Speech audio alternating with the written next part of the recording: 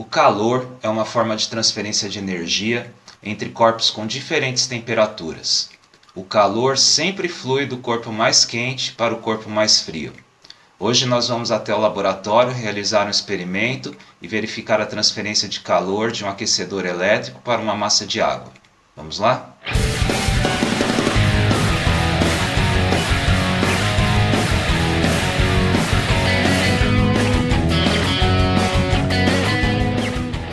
Esse daqui é um aquecedor elétrico, tá? No cabo dele consta que ele tem uma potência de 1000 watts.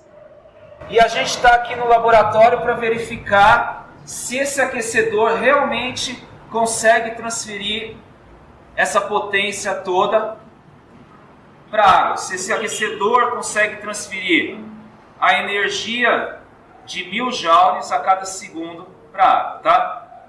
Para a gente verificar se esse aquecedor realmente consegue fazer a água absorver essa energia toda, nós vamos aquecer essa água e a cada intervalo de tempo de 20 segundos a gente vai marcar a temperatura que a água chegou, tá?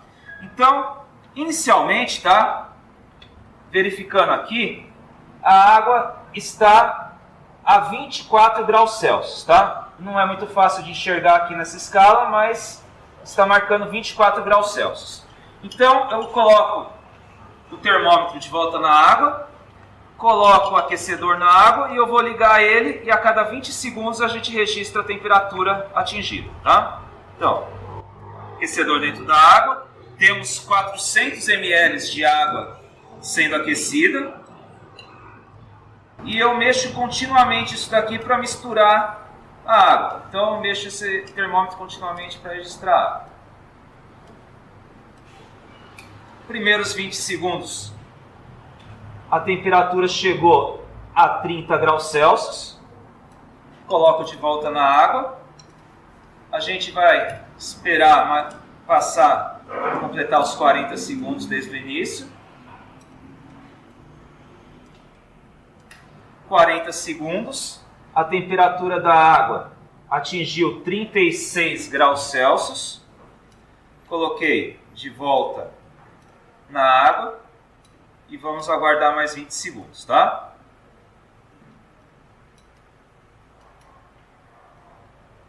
Completou mais 20 segundos, ou seja, já temos 60 segundos e a temperatura atingiu 44 graus Celsius. De volta na água, vamos esperar mais 20 segundos.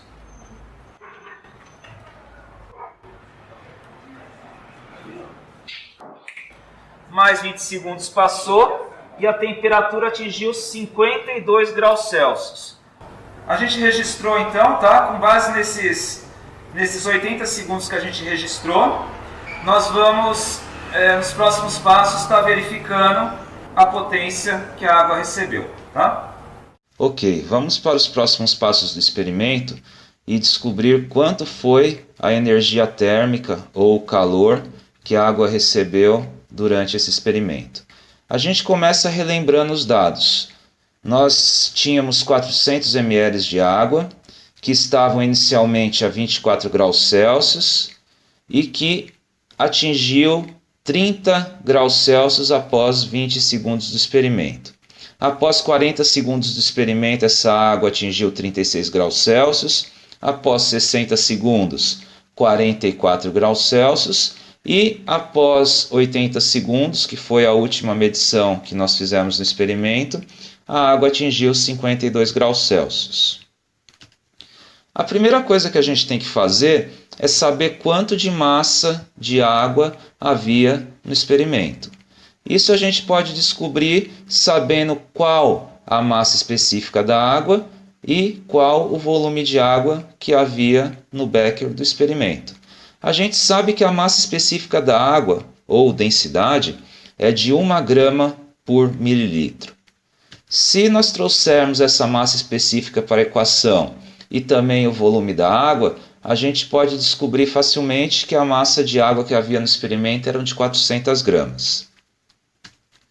Após isso, nós vamos calcular qual a variação de temperatura da água até cada medição desde o início. Sabendo que a temperatura inicial da água era de 24 graus Celsius e sabendo a temperatura de cada medição, a gente vai utilizar essa equação que está aqui e descobrir quanto que foi essa variação de temperatura. Fazendo os cálculos, a gente vai verificar que a variação de temperatura nesses primeiros 20 segundos foi de 6 graus Celsius. Após 40 segundos do início do experimento, a variação de temperatura foi de 12 graus Celsius. Após 60 segundos do início do experimento, a variação de temperatura foi de 20 graus Celsius. E finalmente, até a última medição do experimento, a gente vai verificar que a variação de temperatura foi de 28 graus Celsius. Então a gente já tem a massa, a gente já tem a variação de temperatura. No próximo passo, nós vamos calcular quanto de calor a água recebeu até cada medição.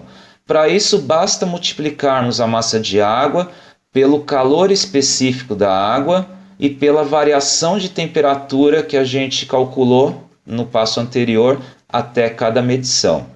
O calor específico da água é uma constante que vale aproximadamente 4 joules por grama grau Celsius. Nós vamos utilizar esse valor para facilitar os nossos cálculos.